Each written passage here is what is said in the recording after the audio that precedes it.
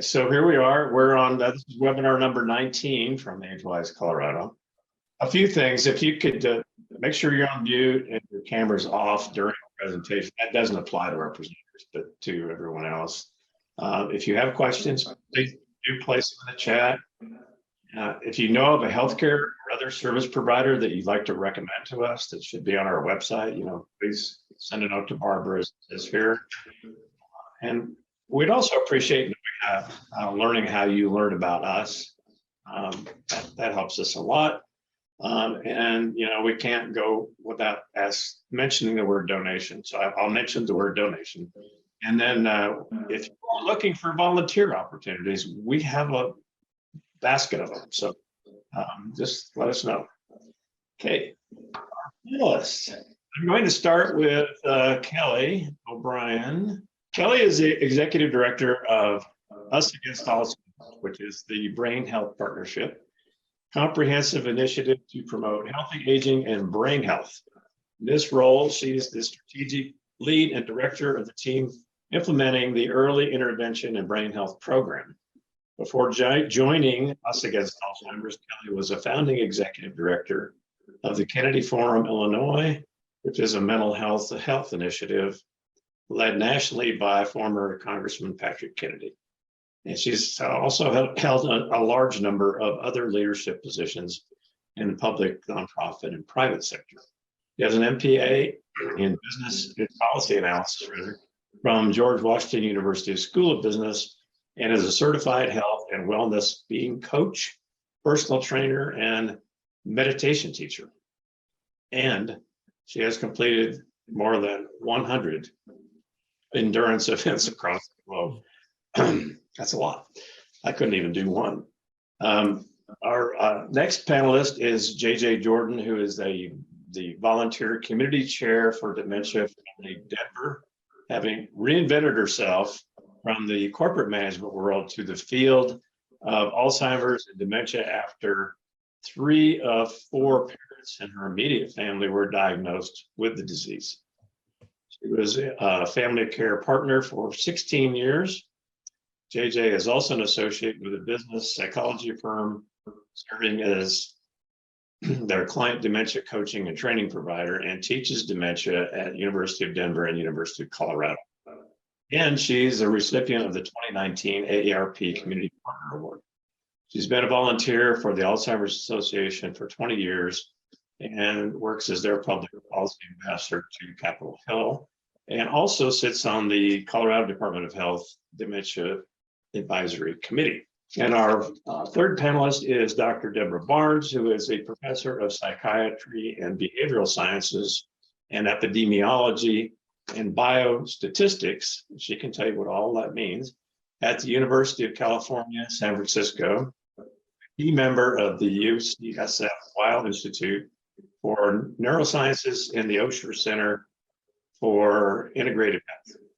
As a researcher, she focuses on identifying modifiable risk factors for cognitive impairment and dementia, developing statistical models to predict the risk of dementia, and to forecast the potential impact of risk reduction interventions, and testing non-pharmacological strategies to delay the onset of symptoms and maximize quality of life.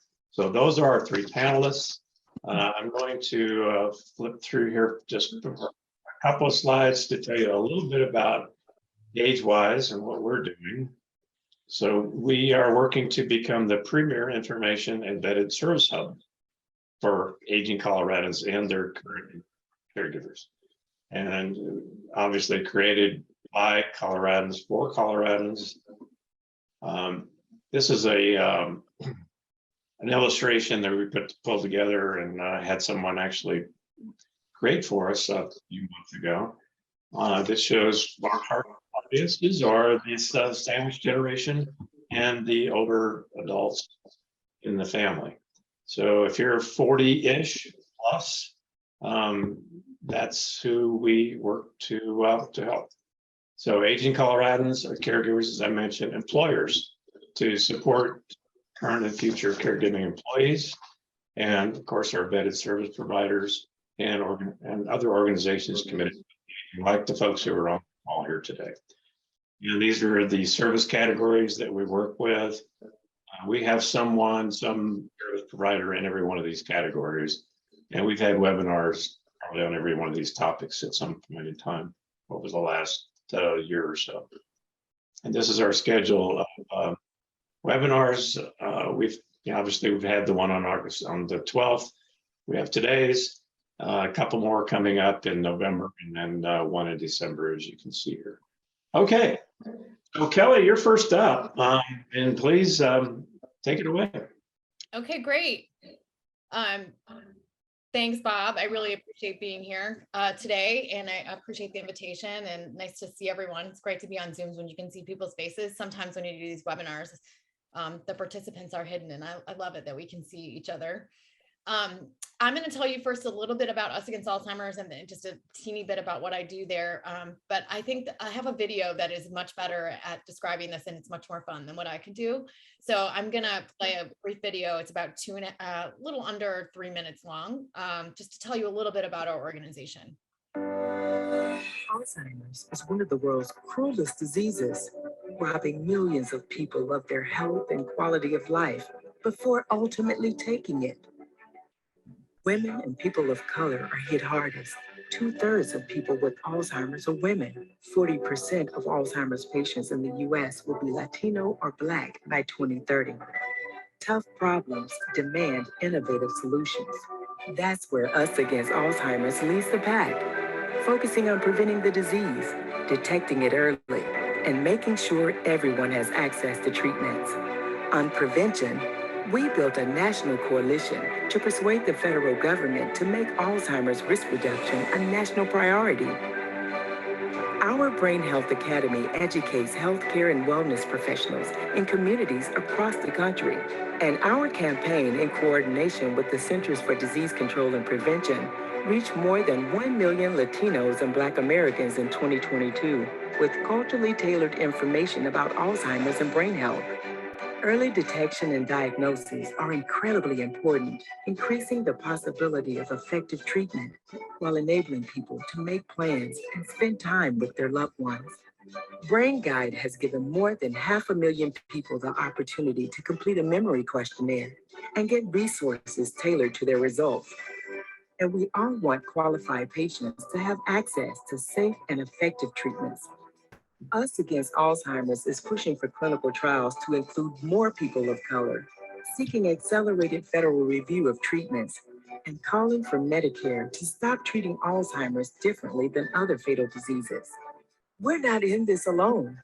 Our work is guided by the voices of patients and caregivers as we join on a shared cause alongside a broad coalition of scientists, policymakers, industry, and advocates. Together, we're bringing help and hope to the people who need it most. That's the power of us. So I'm Kelly O'Brien, and my role at Us Against Alzheimer's is in the prevention space. So I lead our brain health initiative.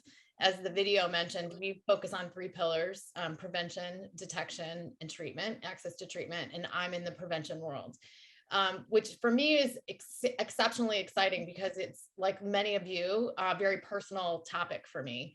My father died from Alzheimer's, and I remember, and all of my aunts and uncles have this disease, every single one of them. And so there was a sense, I remember before I started working at Us Against Alzheimer's about 6 years ago, there was a sense in my family, among my brothers and sisters, that this was just an inevitable thing, like this was going to be our future, which is a very difficult feeling to walk with. And I had this opportunity to attend an unrelated speech. I went to see Dr. Rudy Tanzi. Some of you may know him. He's at Mass General. He's one of the premier scientists. He discovered one of the Alzheimer's genes. He was doing a presentation with Deepak Chopra in Chicago. And this was, again, a beat ago. This was about 10 years ago or so. And one of the things that they talked about was how really that our genetic background is a risk factor. It's not the risk factor. And that science has really developed to the point that we now know that really 5% or less of our genes determine our outcome, right? That there are other risk factors that come to play in whether or not those genes are expressed, and increase or reduce our risk of getting many chronic conditions, Alzheimer's included. And this, I remember because I just started to cry in this presentation. I just thought, oh my gosh, like, I don't have to do, I mean, there are things I can do, right? Like there are things I can do. And for me, it really changed my world in a fundamental way, in the way that I lived and the lifestyle habits and factors and practices that I engaged in, because I felt a newfound sense of ownership over my own destiny.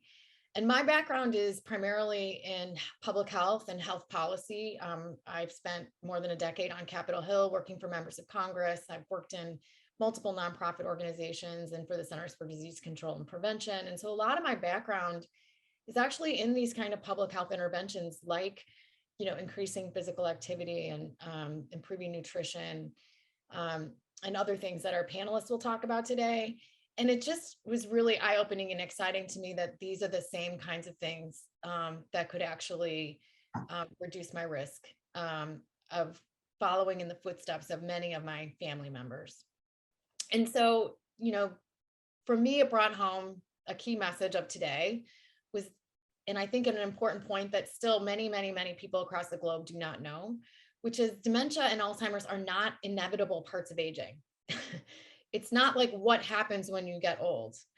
It does happen to some people, just like other conditions happen, but it is not an inevitable part of getting older, and it's not a normal part of getting older. And there are things that we can do, even without drug treatments, although there are therapies coming down the pipeline, and it's very exciting to see what's happening in science right now. But even with those, it's probably a condition that's more like heart disease, but it'll require all of these things. So just like with hypertension, right, there may be statins or other interventions that you're prescribed, but also the doctor usually recommends physical activity and looking at your nutrition and other sorts of lifestyle habits. So there are things that we can do. And the other thing that's important is that it's really just never too early and never too late. This isn't something that we start to do when we hit Medicare at 65. And in fact, a lot of the research, again, you'll hear about that today, really shows that this is a life course issue. It starts at birth. Midlife is particularly important. And so it's really important, I think, for caregivers as well, to start to think about this. As we care for loved ones with the condition, how are we taking care of ourselves? So there's a lot of good science to support all of this. And I'm really excited to be part of a panel that gets to talk about what the facts are. And as you saw from the video, our organization and many others have been developing resources to support families, caregivers, and patients on these issues. I'll put those in the chat. Brain Guide was one that was mentioned. It's a really excellent resource. It's free. It enables you to go on. You can take a small memory quiz. It's not in a formal assessment, but what it does is it sort of looks at where you're at, and then it directs you to resources that fit your particular situation. So as opposed to trying to wade through lots of different resources, it takes you where you need to go. And gives you some really clear next steps in the journey, which I know a lot of us struggle with is now what, even if we're in the healthcare field, a lot of us really have a hard time navigating the system. And another great discussion on this topic on lifestyle factors was actually just hosted at our summit a few weeks back, and I'll put that link in the chat too. A really dynamic discussion about these lifestyle factors and what we can all do. So I'll stop there. I'm really excited to hear our panelists, and just grateful that Bob and AgeWise Colorado is lifting up this topic. I think sometimes when you work in an issue, you just assume that everybody knows about it. And I'm always surprised when people aren't aware. So anything we can do to raise awareness and educate about this topic is worthwhile. So thank you. Thanks, Kelly. And yes, you're right. I mean, there is a gross misconception about the gene factor. So we're going to hear a lot more about that here in a few minutes. So our next speaker is JJ Jordan. So JJ, you're up. So I'm JJ Jordan, the Community Chair for Dementia Friendly Denver/America. That's a program that was announced back in 2015 at the White House Conference on Aging. And our mission is to reduce the stigma around the topic, improve the quality of life for people living with dementia, and making communities more dementia friendly. So I have a story, unfortunately, just like Kelly does, and a lot of you do. 3 of my 4 parents in my immediate family were diagnosed with Alzheimer's within a year and a half of each other. They lived for 16, 14, and 11 years. We lost our last lovey, as I collectively refer to them, about 8 years ago. People will say, aren't you glad to just be done with this? And I'm like, oh no, I'm just warming up. I don't plan to rest until we get this thing called dementia, particularly Alzheimer's disease, off the planet. I have about 20 minutes with you this afternoon before I turn it over to the fabulous Dr. Deborah Barnes. And so I'd like to spend that time kind of level setting everybody about some risk factors and risk reducers. Hard to know what it is that we can do to reduce our risk unless we know really what the risk factors are. So let's start there, everybody. The primary risk factor, by the way, is age. Not a doggone thing we can do about it. And I'm really confident this afternoon that in this esteemed group from AgeWise, which, by the way, I love this organization. It's a fabulous organization. But at any rate, I'm way over apologizing for how old I am, everybody. I had my 70th birthday this past May. I'm loving life. I'm looking forward to getting on with it, but I'd sure like to get on with it without dementia. Are you with me? I know you are. So that's the primary risk factor, of course. The second one is our general health, cholesterol levels, blood pressure, diabetes, and inflammation, particularly neuroinflammation. We'll talk about that more in just a moment. Number 3 is our lifestyle factors. So inactivity, that's a nice way to say a lack of exercise, everybody, amount of exercise that's proper for you. Poor diet, poor sleep, obesity, certainly smoking, and not treating hearing and sight decline as we get a little bit older. So that certainly plays in. Ladies, I hate to break it to you, and Kelly already kind of told you this, but we're at the epicenter of the entire subject. 2/3 of all Alzheimer's patients happen to be female. Now, we've kind of wondered about this. A little bit of it is a Homer Simpson duh moment because we live longer, right? So that explains part of it. But we know there's more to it than that. And just about 45, 50 days ago, a gene called MGMT, that stands for O6-methylguanine DNA methyltransferase. Hey, I think I deserve a silent clap for getting that one out from memory this afternoon. But at any rate, it was discovered, which they may very well be the puzzle piece we've been looking for why women are more susceptible. So stay tuned for a lot more research, studies, and news about that. And of course, 2/3 of caregivers for people with dementia are female as well. Also, as mentioned already, and we can't say it enough, there are 2 more at-risk groups: African Americans twice as likely to develop Alzheimer's disease, and Latinos 1.5 times more at risk. So it's extremely critical that our outreach to those priority populations is just so important. Number 6, Kelly used this word, life course. I was introduced to it last summer when a study was revealed that tells us that some of our risk may have been determined as long ago as our childhood with the nutrition that we enjoyed or perhaps didn't. My own mother never met a food she couldn't fry. I'll share that with you right now. So I have that not going for me. But at any rate, whether you were raised in a rural or an urban setting, and what that meant to the quality of the healthcare that you might have received. Your education levels over the years, certainly poverty, discrimination, stress. I think we can probably all agree there's not a whole lot more stressful than discrimination. And so those kinds of factors play into our risk as well. Social isolation certainly can increase our risk. I've been extremely worried about this during the pandemic. Most of us did a pretty good job of keeping up on this thing called Zoom, thank goodness for Zoom, but there were some people truly shut in for a long period of time. So I'm worried about that, of course, concerned. And traumatic brain injury, of course, increases our risk. We're going to talk about that more when we talk about the 15 real things we can do to reduce our risk here in a moment. The second most common question that I'm asked as I'm out and about, first question I'm asked as I'm lecturing and talking 4 to 6 times a week is, what's the difference between Alzheimer's disease and dementia? And the way I always describe that, just for some of you, is to say everyone with Alzheimer's disease has dementia. Not everyone with dementia has Alzheimer's disease. It's the most common type, of course. But the second most common question I'm asked is this hereditary? And the answer is yes, to some degree. 10%, all of us have a 10% chance of developing Alzheimer's past the age of 65. Someone like me with a direct family member, a parent, I happen to be female. I happen to now be 70. Our risk goes up every 5 years past the age of 65.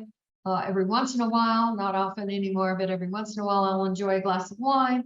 So even if you kind of say, wait, maybe my risk factor is 25 or 30%, I'll take a 70% chance that I'm not going to develop Alzheimer's any day. And you can bet the Jordan family are doubling down on the 15 real things we're about to talk about to reduce our risk or delay our onset. People also ask me if genes are involved. Oh my, yes, in fact, they are. On February the 13th of just this year, we discovered 43 more genes that went with the 32 we already knew about, for a total of 75 connected to Alzheimer's disease, dementia. And think of it this way. I know you all know about jigsaw puzzles because we all did plenty of them during the height of the pandemic, I'm sure. But you can't solve the puzzle without the edges. So now think of it this way. We have all the edge pieces to the puzzle. We can't clearly see the picture in the middle quite yet, but you can't solve the puzzle without those edges. So that was a big day for a science nerd like me. I did my older adult version of a cartwheel. It wasn't pretty, ladies and gentlemen, but it was enthusiastic. There is a deterministic gene, a mutant gene, about 200 families on the planet carry that gene, including 2 families right here in Colorado. And that means that pretty much everybody in that family will develop Alzheimer's in their 40s, 50s, or 60s. There is a great group of them in Colombia who are very, very involved in some research going on down there, a lovely family. There's a risk gene called ApoE4, and you can tootle out to a lab or get a kit and find out if you have 1 or 2 copies of that gene. Nobody is necessarily recommending that you do that, because if you do have 1 or 2 copies, it doesn't guarantee that you're going to get Alzheimer's disease. And if you have 0 copies, you're not totally off the hook, but it's a wonderful diagnostic tool, and some people really want that testing. So those are the 10 risk factors. And with that, I think we shall not hesitate. We are just going to go right into risk reduction. You'll notice that I probably use the word risk reduction versus prevention. It just feels better to me at this stage of the game, but we all know what we're talking about. And the first thing I want to say about these things we're going to go over is that the verbiage around this changed in 2018. The scientific and medical community used to say that if you did these things, it might possibly reduce your risk. And that changed to will probably. That may not seem like a big deal, but in the world of science, it's a big deal. So these things are for real. I also want to let you know that thanks to our friend, Dr. Deborah Barnes, who's with us today, that's very impressive. She did a study, she'll tell you about it herself, but we've known for a while now that 40% of our risk is due to modifiable factors. And some resurgence of all of that research and news about that has happened earlier just this year in 2022. So people are buzzing about it, Deborah, just so you know, more and more. I think that's the best news ever. Best news we've ever had. I mean, we used to say, gosh, good luck with that. And now we're saying 40% of our risk due to modifiable factors, 60% non-modifiable. Are we male or female? What's our race and ethnicity? How old are we, et cetera? But I think this is just the best news. So here we go, everybody. The first one is exercise, regular cardiovascular exercise. Always check with your doctor first to make sure that it's appropriate for your overall health, so you don't do more damage than good. Weight-bearing exercise also very important. Cardio comes kind of first, but please check with your physician about that too. We have to eat right. So eating a Mediterranean type diet, there's a diet called the MIND diet, which is very Mediterranean in nature. High in fruits and vegetables and lean proteins, avoiding sugary, salty, fatty, and fried foods, trying to reserve red meat for an occasional thing instead of being a daily staple of our diets. And anti-inflammatory foods, you can just Google anti-inflammatory foods and a list of yummy things is going to pop right up. Blueberries, everybody. The world's most perfect food, in my opinion. At our house, we don't say, have you had your blueberries today? We say, have you taken your blueberries today? So check that out.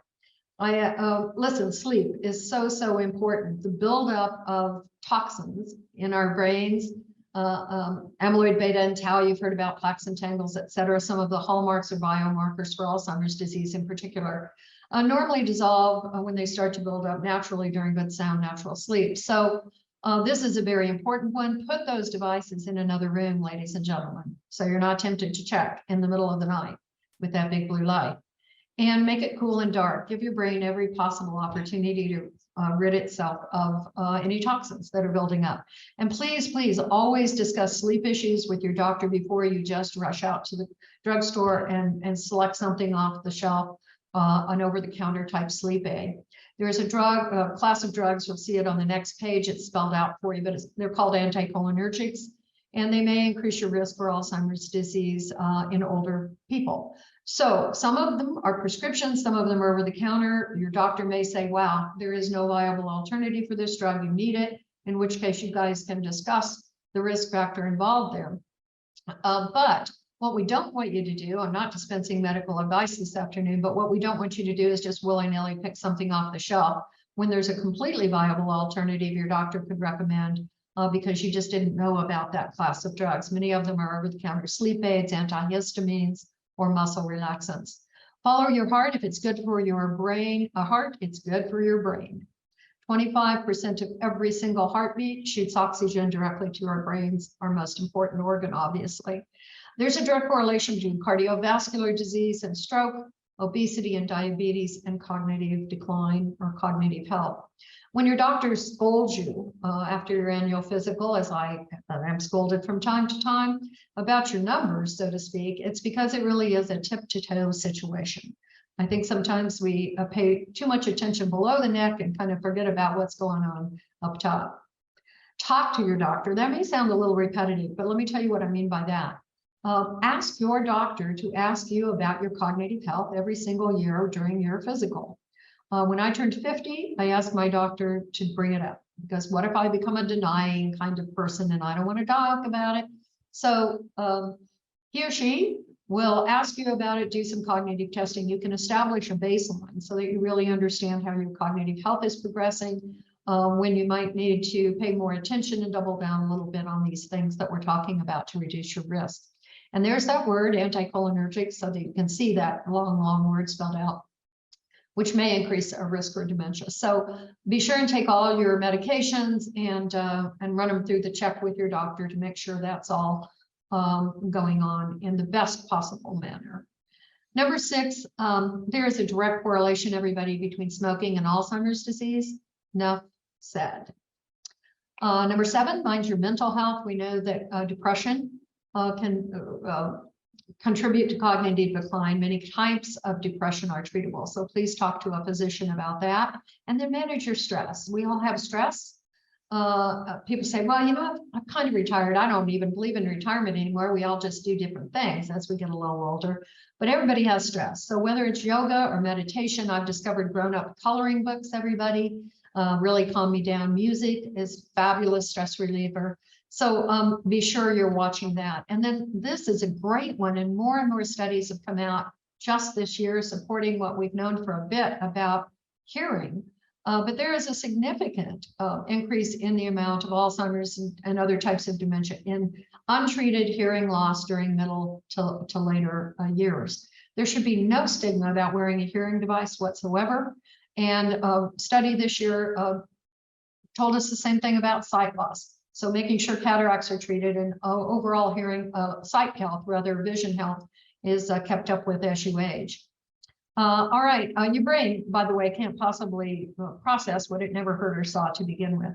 We are social animals, to number 9. We need to shake it up with our fellow humans. Now listen, based on your own personal immunity and risk factor for COVID, do so still very responsibly. We're in endemic stage, but we're not out of the woods completely yet with this pandemic. So please do so responsibly and safely, but take a dance lesson and volunteer and make sure you're out there engaging with your fellow humans. Hit the books. We know that continual learning is very important. Take a class online or in a local community college, learn a musical instrument or language. I'm tackling Italian at the moment, everybody. And don't ever let anybody tell you that you're too old to learn something complex like that.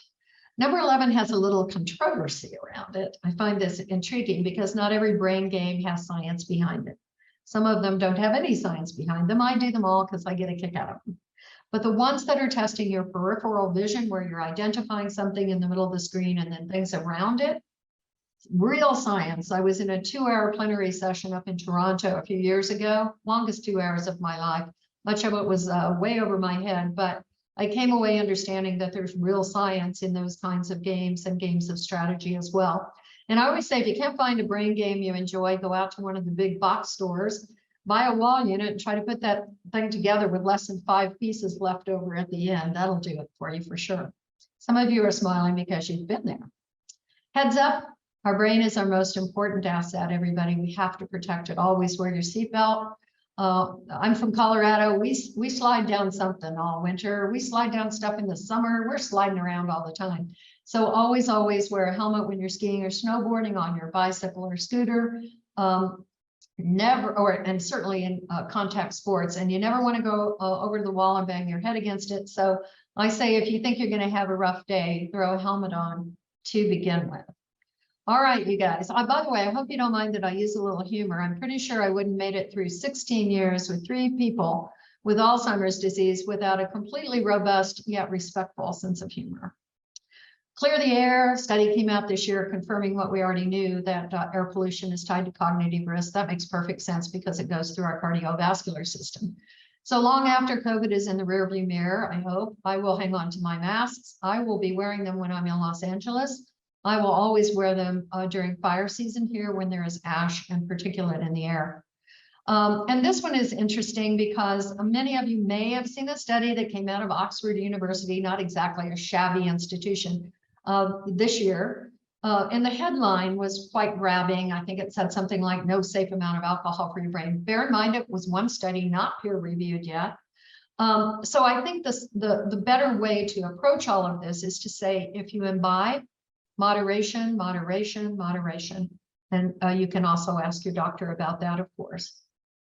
And last but not least, I told you we'd come back around to neuroinflammation. New studies are tying this type of inflammation in the brain to dementia. And just by having your annual flu shot faithfully every fall, your pneumonia shots per your physician's guidelines, you may decrease your risk for Alzheimer's by up to 40%. That's impressive.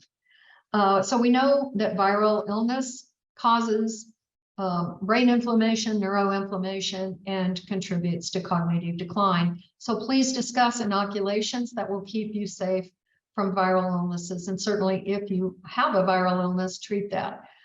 So enough said about that, but this is a particularly good time, obviously, to talk about that connection. And by the way, many studies are going on right now about COVID and the long-term effects of that on our brains, etc. And so stay tuned. There will be lots of reveals on that. But those studies started about shortly after the entire thing was discovered. So those are the 15 things. I want to do 2 more slides, and then I'm going to turn it over to my new friend, Dr. Deborah Barnes, to give us her perspective, which will be fascinating. A study came out this year. It was in the Journal of the American Medical Association. It happened in Amsterdam. I was just there, as a matter of fact.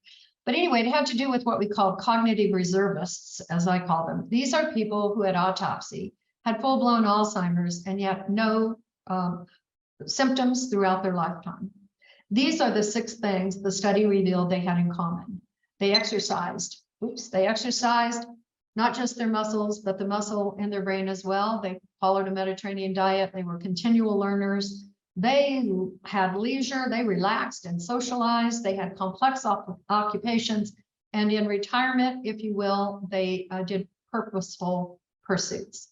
And they treated their hearing and sight. And the last slide, Deborah, I'm about to pass it to you, is that we now know that just by addressing the 4 or 5 things that the 5 things I've listed on this slide, you could reduce your modifiable risk. Remember, that was 40% to begin with, by up to 60%. So exercise, diet, cognitive stimulation, no smoking, and limited alcohol. So listen, what if you really bore down on all 15 of those things. Think of the difference that we could make, which ties into our title today and why we're here talking about this. So with that, it is my distinct pleasure to present to you Dr. Deborah Barnes. Deborah?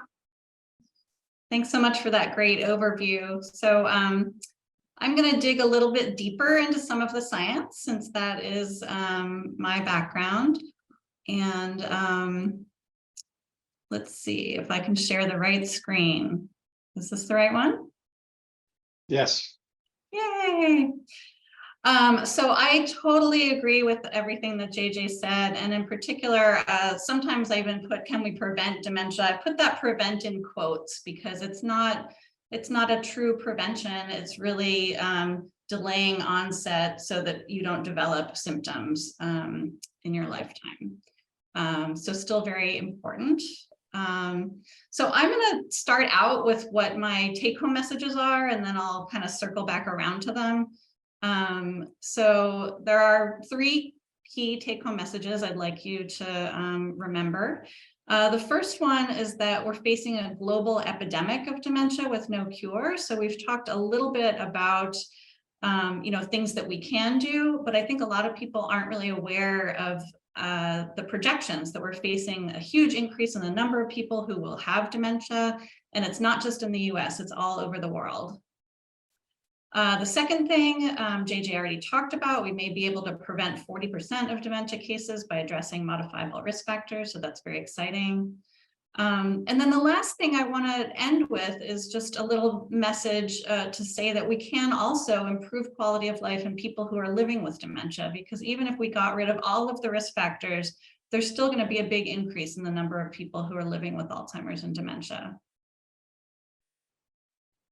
So the first point is that we're facing this global epidemic of dementia with no cure. So these are some of the stats from the 2022 Alzheimer's Association report. They put these out every year. So in 2022, there were more than 6 million people in the US living with Alzheimer's and dementia. 1 in 3 seniors dies with Alzheimer's or other types of dementia. And the costs are really quite staggering. So in 2022, they estimated that the cost of Alzheimer's was $321 billion in 1 year. And by 2050, those costs could rise to nearly $1 trillion because of the increase in the number of cases. And then for every person who's living with Alzheimer's, there's at least one person who is providing unpaid care for them. So we estimate that over 11 million Americans are providing unpaid care. And the cost of all that care is valued at $272 billion a year. So it's something that's going to affect, probably does affect all of us already, and it's going to be increasing in its impact. This is just looking at the worldwide numbers in terms of the projection of growth. So this is from the Alzheimer's Disease International and the WHO Global Status Report. So they estimated that there were 55 million people in the US living with Alzheimer's and dementia in 2019. By 2030, that's going to rise to 78 million. And by 2050, it will be 139 million people. So as I said, it's happening in the US and it's happening all over the world. And the biggest reason is that in the US, it's we have this bolus of baby boom people who are aging right now. But globally, people are living longer. And as JJ said, age is the #1 risk factor. And so that's why we're seeing those trends globally. So as I mentioned, there is currently no cure. There are some medications that can improve some of the cognitive symptoms and physical function and behaviors, but they have pretty small effect sizes. They don't work for everybody. They also have side effects, and a lot of people have to discontinue the meds because of those side effects. And when it's measured, the drugs don't really seem to have much of an impact on quality of life. And they don't fundamentally change the disease course. Now, there are some exciting meds, as JJ said, that are on the horizon. So we're all working really hard to find medications that do work, but the ones that are available right now really don't have too much of an impact. So shifting to point 2, we may be able to prevent 40% of dementia cases by addressing these modifiable risk factors. So this is the what I was talking about in terms of what, it's prevention in quotes. So what this slide is showing is the blue line is kind of an average test score, cognitive test score for someone who experiences normal aging. And what you can kind of see is that, most people experience a little bit of decline in cognitive function, but it kind of stays within this normal range as people age. Whereas somebody who's developing dementia has kind of a steeper decline, usually passes through this period of mild cognitive impairment before they develop dementia. But there's a very long preclinical period that happens. There was a study that came out recently showing that, symptoms show up at least 9 years, and other studies have found, decades before someone develops dementia. So what that suggests is that we have many opportunities over the life course to prevent the symptoms of dementia by shifting someone's cognitive trajectory. This is that statement that it's never too early and it's never too late to kind of start, wherever you are in this cognitive trajectory. There's always the possibility of trying to shift that trajectory a little bit to slow cognitive decline or change the trajectory. So I think that's part of the hopeful message here. So JJ talked about what some of the modifiable risk factors are, and so I will just review them a little bit.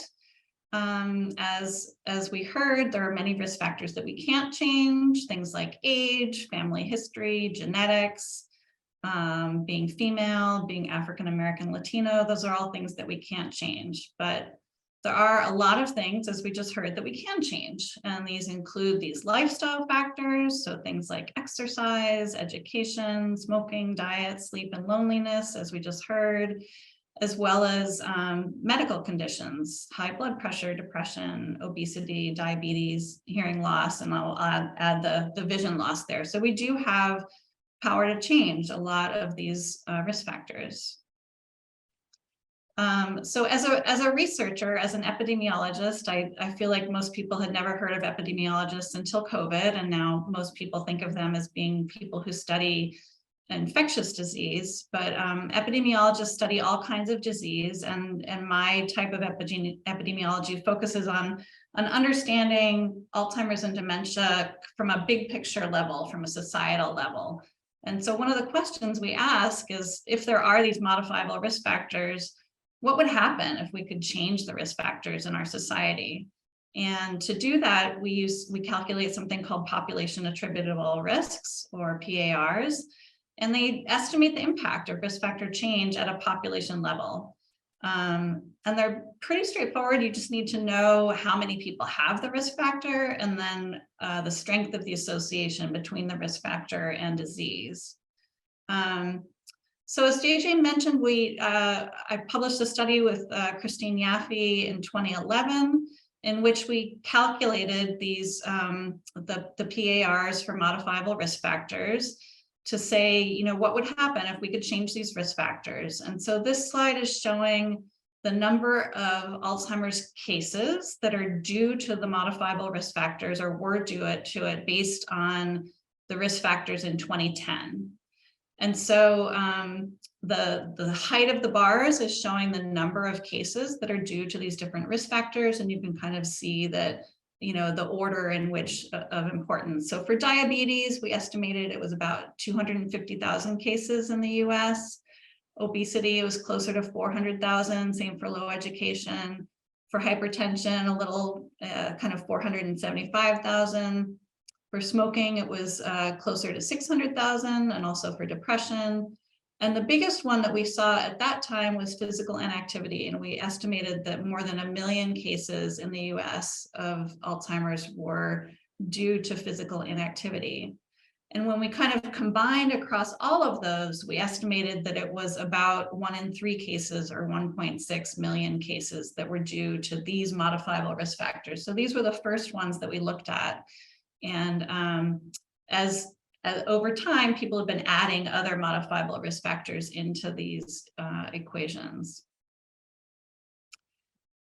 So just this year, we published another study in which we looked to say what's happened over the last decade. You know, some of these risk factors have changed.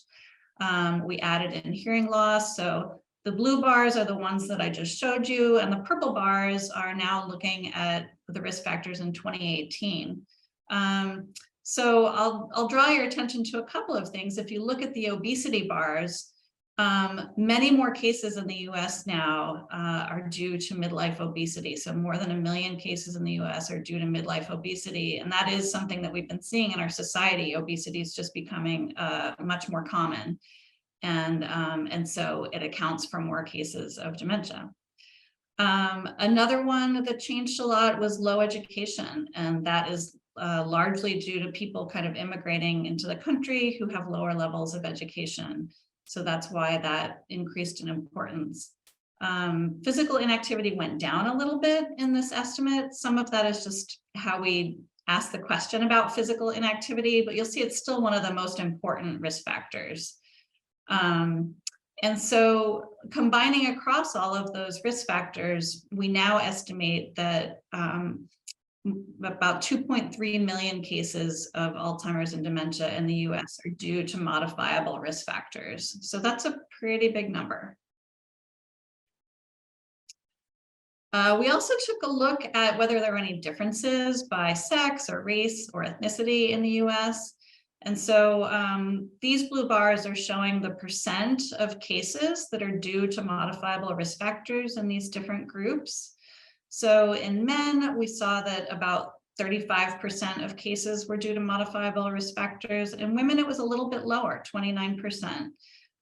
So that just means that they, you know, for across all of those risk factors, women have fewer of them than men on average. And then we saw some pretty big differences based on race and ethnicity. So for Asians in the United States, they actually have a much lower risk of dementia due to having fewer of these modifiable risk factors. So for them, only 15% of Alzheimer's cases are due to modifiable risk factors because they have a lower prevalence. For whites, it was about 27%. And then, as we've heard, Hispanic and Black individuals are at increased risk. They have more of these risk factors, and that's probably why, that's a large part of why they have higher rates of Alzheimer's dementia. And then a group that we haven't heard about as much is Native Americans, and they also have a very high risk of dementia and a high, which means there's more potential to prevent because they have more of these modifiable risk factors.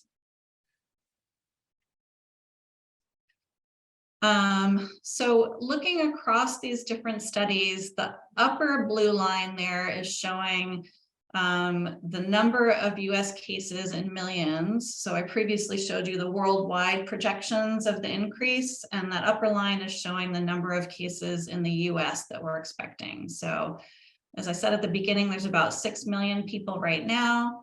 And what we're projecting is that by the year 2060, that number will rise to 14 million if we are unable to find a cure. And if we could, the lower blue line is saying, what if we could address these modifiable risk factors? How much less would it be? So you can see we have the potential to prevent in quotes, nearly 3 million cases if we could address these modifiable risk factors, which is really fantastic.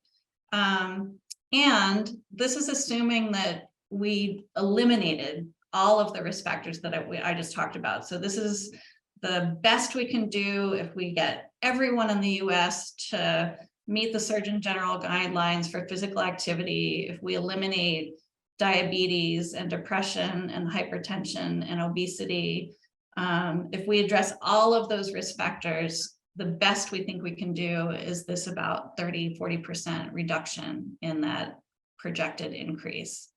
So what that means is that even with the modifiable risk factors, a lot of people are still going to be living with Alzheimer's and dementia. And so I want to kind of end with saying there are lots of ways that we can improve quality of life in people who are living with dementia. There's so much stigma around this condition. People are afraid to talk about it. And I'm not trying to say that it's not a really, it is a devastating disease to live with and for the people who, the care providers. But there are things that we can do to help people live their best lives, even with dementia. So there's actually good evidence that behavioral programs have many, so these are non-drug programs, have many benefits for people living with dementia. So exercise both it helps lower your risk of developing dementia, but it also is beneficial in people who have dementia. It still can help people maintain their physical function. It's good to get out and take a walk around the block. So exercise is still good across. So even in people who have cognitive impairment and dementia, it's a positive. Social activity is also something that is still, something you change the activities that you do with somebody with dementia, but it still has a powerful impact. And studies have shown that if people engage in social activity with dementia, it can have a beneficial effect on cognitive function and quality of life. So this is things like just having a social coffee hour, for example, talking about current events or reminiscing about past activities. That kind of social connection can be really powerful. Music is also incredibly powerful. Personally meaningful music can pull out old memories and it has a really powerful effect on the brain. And so that's a way to connect with somebody who's living with cognitive impairment or dementia, even really late into the disease course. And then I'm a huge proponent of kind of multi-domain programs. So not just one of these, but if you can try to, tap into all of these, you have the potential to really help someone who's living with dementia through multi-domain interventions. So there are also certain parts of the brain are more affected by Alzheimer's and dementia, but there are some abilities and neural mechanisms that are less affected. And so I think it's important for people to know about those. So the first one is the muscle memory part of the brain. So this is a totally different part of the brain than the one where you're remembering, what you ate for dinner or what you did last week. So I've developed a gentle movement program for people with dementia, and they can come into our class and not remember having ever been there before. But if they do the movements over and over again for a while, when we start doing the sequence, their bodies just know what to do next. And so their bodies remember even when their mind forgets. And people with dementia forget to move sometimes, but if we can help them kind of practice the movements that are needed for daily function, it can really help a lot, tapping into that muscle memory part of the brain. Another thing that's really well maintained is emotions. So people living with Alzheimer's and dementia can really tap into all those emotions, the positive and the negative. They can still feel joy and happiness with certain things. They also get bored and lonely. And sometimes some of the behaviors that people have when they have dementia, they're kind of acting out because they're bored or lonely, and they kind of are craving connection. And so it's important to understand the things that are underlying some of the behaviors that can happen. Social connection is, as I said, really important. People still can really respond to, just simple things, a smile. It doesn't have to be verbal, but having somebody just come in and smile and kind of exude a positive emotion can have a really positive impact. We also use something called present moment body awareness to help people kind of, when their minds are going off in all these different directions, just being in their bodies. So just like literally doing like a little self massage or taking a deep breath can be very calming and centering for somebody living with dementia. And we already talked about the importance of music. So just wanted to kind of include that to say, yes, we can reduce our risk, and many of us also will be touched by this disease. And there are ways to try to help people maintain as much quality of life as they can. So I'll end with my take-home messages. We are facing a global epidemic of dementia with no cure. We may be able to prevent 40% of dementia cases by addressing these modifiable risk factors that we talked about. And even in the people where we can't prevent or delay onset, we can help improve quality of life in the people who do end up developing dementia. So I want to thank the people that have contributed to my team. And I think, oh, here's my, I do have a couple websites here. I do have 2 ongoing studies right now. Together Senior Health is an online program for people who have mild to moderate dementia. And so you can go to that website and learn more. So thanks for listening. Well, thank you so much, Deborah and JJ. Those were 2 terrific presentations. So I certainly learned a lot. And I know Kelly has some questions, and I have a couple. So I'll let Kelly go first. So go ahead, Kelly. Yeah, I have one that I really it came up in both of your presentations that I'm curious about and would love for one or both of you to expand on. I think when we're talking about risk reduction and dementia, we often go to the person who is older, who may be at risk or experiencing dementia, or is our mom or parent or something. And I think what strikes me about the risk factors that's interesting is that a lot of the opportunity may be in midlife, which is when many of us are caregivers. And as we all know, that's a tough time, right? Those risk factors, it's hard to fit in exercise. Stress is a really big challenge. So I wonder if you have thoughts about the importance of supporting caregivers and the relationship of these risk factors to people that are actually caring for others that have dementia, and if there are strategies that you've found to be helpful. Sure. Well, I'll hop in first. And we have got to stop thinking about this as a disease of aging and think of it as a lifelong journey to maintain our brain health. Occasionally we will see at autopsy the brain of someone with full-blown Alzheimer's disease. They had no discernible symptoms during their lifetime. Those are those cognitive reservists that I refer to.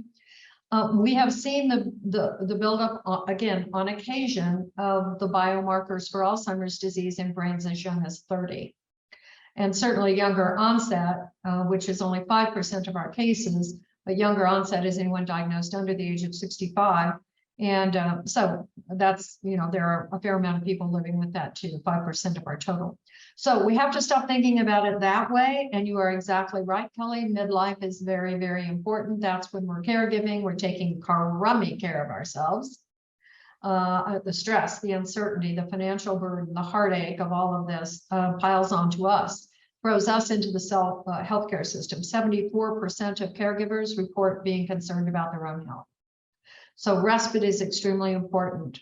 Quality of life issues for caregivers. I have a list in my lectures of the 10 top quality of life issues for dementia caregivers. I also have the top 10 quality of life issues for people living with dementia. And I didn't bring that slide today, but I'd love to share that with all of you sometime. So I think it's very important. We have to go to our own doctors. We have to eat right and sleep and do all of those things, socialize with people without dementia to stay balanced. Because if we are lost, we are the core to everything. And if we are lost, all is lost, because we're really the glue holding the whole family scenario together. So that would be my response. And that is, it's a lifelong journey and you just have to make time. There are respite coalitions here in Colorado. We have one called the Colorado Respite Coalition. They will help people understand how to take breaks. And I say, engage your family. To spell you from time to time. I used to send out a note to my family every Sunday afternoon.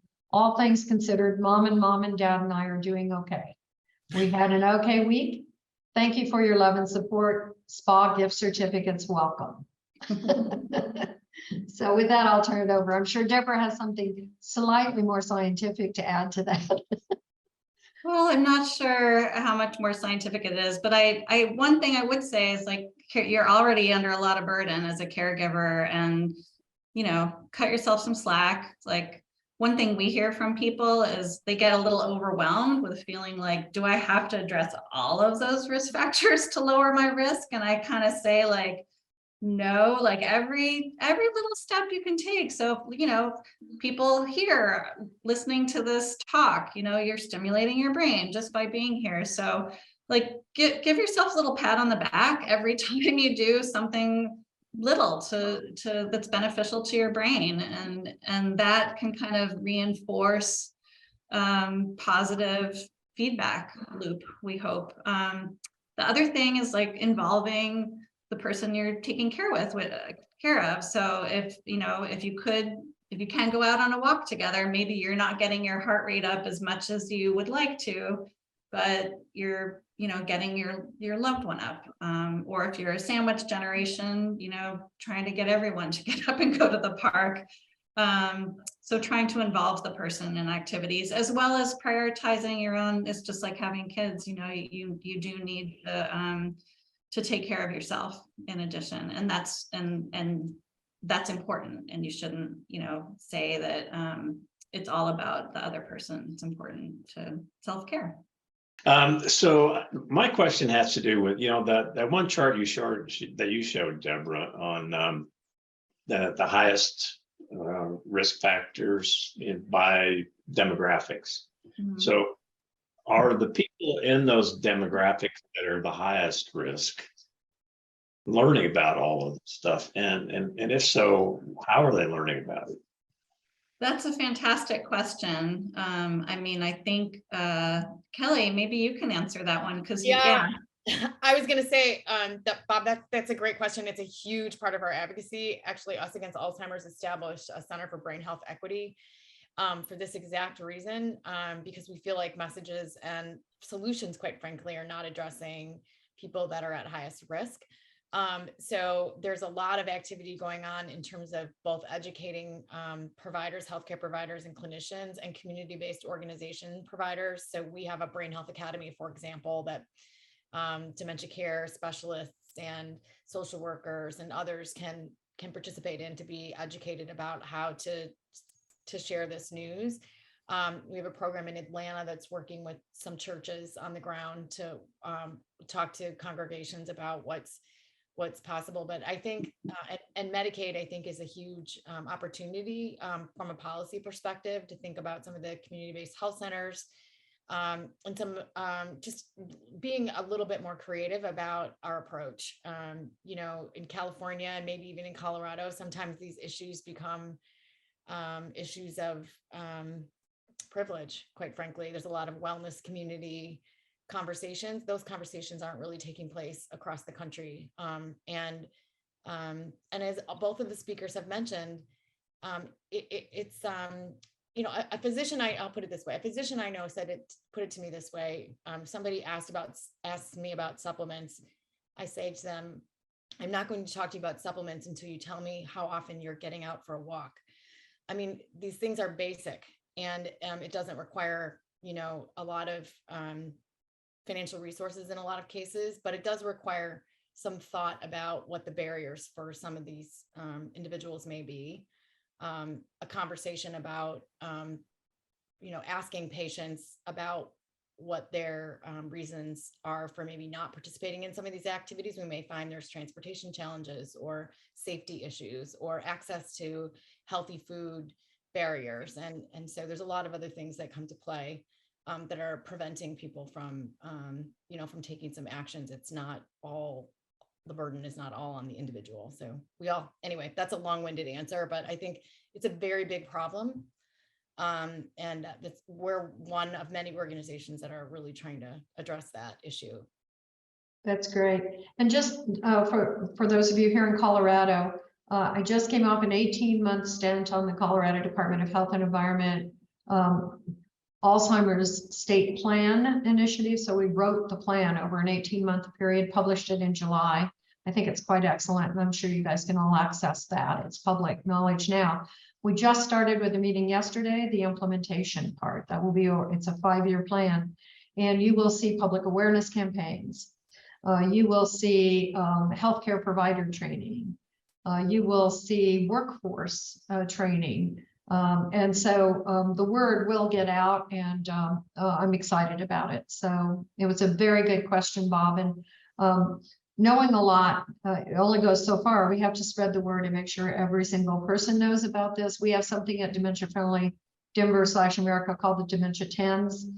Those are the 10 warning signs, the 10 risk factors, the 10 risk reducers. I know I mentioned 15 before, but I sort of combined a few of them.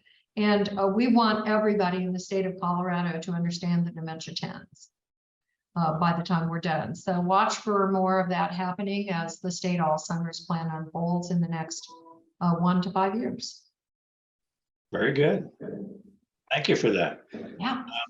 One other thing I wanted to mention, you were talking about exercise earlier. A lot of people don't want to leave their home for exercise.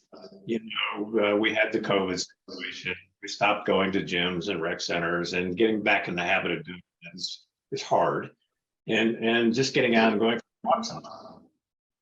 So, one of the service providers we have on our website is called Vivo, VIVO, and I would highly recommend checking them out, because what they do in-home strength training classes, which also help with balance, which is another big issue as we age, and not getting exercise. So I think that would be a good thing. I mean, it's one of these deals where they do these home classes, but they're live. They're not recorded like some of them are. So check it out. Another thought that occurred to me when you were all talking about this, I remember those commercials where it was the PSAs on "This is your brain on drugs." If somebody could come up with something really creative, "This is your brain on obesity," or whatever. Maybe it's I'm writing that down. That could be part of your work, JJ, with CDPHE, doing this implementation, is to think about being really creative about those PSAs, because people do watch television. I think that's I think it's a really good point, Bob. And I also want to point out, though, that one thing I'm always cautious about in my own life is, like my dad, for example, walked a lot, right? So would I say that it was his fault that he got Alzheimer's, right? Of course not, right? So I kind of try to think of it like a seatbelt. Like, we put our seatbelt on and it reduces our risk of being injured in an accident, but it doesn't prevent us from getting hit. Like sometimes you don't know, you just do what you can do. And I think that it's a tricky balance, and it's an interesting conversation about the individual responsibility, right, and opportunity, I would say, and the societal role in supporting us all in being healthier, which, as we just talked about, with some communities is harder than others. The whole world conspired to get people COVID vaccines, right? Like, everybody, you get reminders, you get everything, but there isn't a lot of support for a lot of these activities. And I would argue that the reverse is true. If you walk into any supermarket, we're hit with a lot of other things. So I think it's like both, right? We have to let people know what the opportunity is, but also be careful that we say, if you don't do this, it's kind of your fault. Right. And Kelly, and not to shame people either. Yeah. I'm not interested in shaming anybody if they're carrying a little extra weight. That's not going to help anything to approach it from that direction. So we want to spread all of this news in a very positive and upbeat fashion, because it's an intimidating enough topic to begin with. Yeah. And I think that everything everybody said, I totally agree with that. So anyway. And okay. the exercise is interesting because, people are starting at different levels. That sounds like, Kelly, you do all this endurance training, and so you're like a super exerciser. and a lot of people did stop engaging in very much exercise during COVID. And so for people who are on the very low end of the spectrum, we start with just trying to get them to be a little less sedentary, just like stand up a little bit more, walk, pace around the house just a little bit, or if you don't want to walk in the neighborhood, like If you have an outdoor garden, that, that is another way to get exercise. Cleaning, you can, there's a lot of different ways that you can kind of get your body moving. And so I try to emphasize, like, just move a little bit more, and wherever you're starting at, you can kind of take one more step in a positive direction. Yeah, that's really great advice from both of you. And also do something that's fun and that you enjoy. Yeah, fun. You'll be more Fun is- likely to stick with it. Fun is very important. Yeah, Yeah, if it's not fun, you're not going to do it very often. Exactly. exactly right.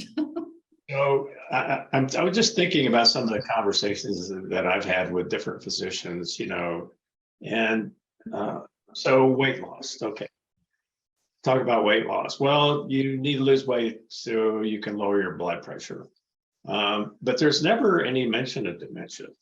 And the same thing with, hearing and vision. Well, you gotta you need to wear hearing aids so that you can hear other people speak, and you'll be less isolated. But the dementia word doesn't come up. And the same with the vision. It's like, well, you want to see better, of course, but it's not tied in with as a risk factor for dementia and Alzheimer's. So I think what Kelly was saying earlier about educating the docs out there in the world about talking about this is very important. Yeah, that's a great point. There should be interventions with primary care docs to Yeah, say totally. this is another way to motivate your patient to do the right thing. Sure. If you're lucky enough to have the care of a geriatrician, just so you know, there are only 96 of them in the state of Colorado. Wow. Yeah, wow, we got a shortage. So if anybody knows anybody going to med school in Colorado, please guide them toward geriatrics, will you? But at any rate, geriatricians are obviously very tuned into this. So are neurologists, the big brained men and women that are going to figure this out for the rest of us. But primary care physicians, if they have a family practice, the patient right behind a 68-year-old or a 75-year-old might be a 2-year-old or a 4-year-old or a 14-year-old. So they may not be as plugged in. That tells me that we have a lot of work to do in the healthcare provider education arena. I want to ask our audience, do any of you have questions for any of our panelists? And if we have a small enough group here, I think you can just unmute and ask a question if you have one. I don't have any specific questions, but I do want to say I learned a lot today. Thank you to everybody for the presentation. You're welcome. That's great. Our pleasure. Yeah. Okay, so, and we have recorded all of this, and we do a little bit of editing. Usually takes a few days because we have a volunteer doing the editing. And so then we'll get it posted on our website.